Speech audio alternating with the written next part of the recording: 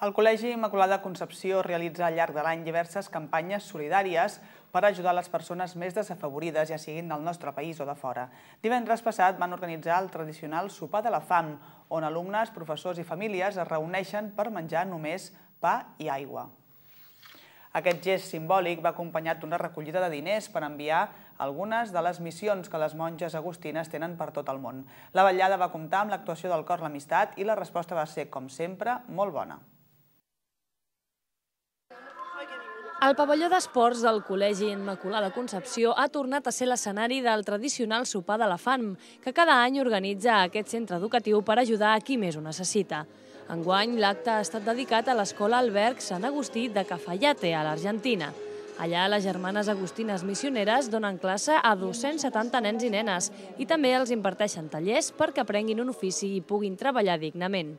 És una escola on treballen les agustines missioneres i és una de les parts més necessitades on treballen elles. Llavors han fet allà, ja fa uns anys que tenien l'escola, però van fer un alberg i tot el que recaudem va destinat per material escolar i per ajudar pel menjador i les famílies més necessitades de tota aquella zona.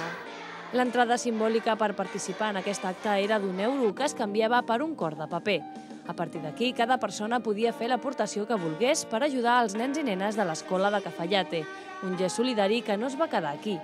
Els i les assistents van veure diapositives de la feina de les monges en aquest centre, van escoltar les cançons del Cor l'Amistat i van sopar només pa i aigua, posant-se per una nit en la pell d'aquells que passen fam. Avui ens posem en la pell d'aquestes persones pobres i dir avui ens solidaritzem amb vosaltres i som vosaltres.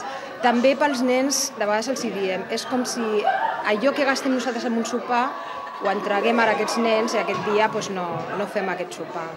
I vivim el que ells viuen habitualment i donem també, a la vegada els ajudem.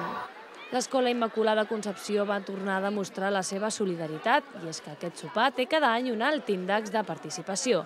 Amb els diners que han recollit, les agustines missioneres podran continuar desenvolupant una part de la seva gran tasca solidària.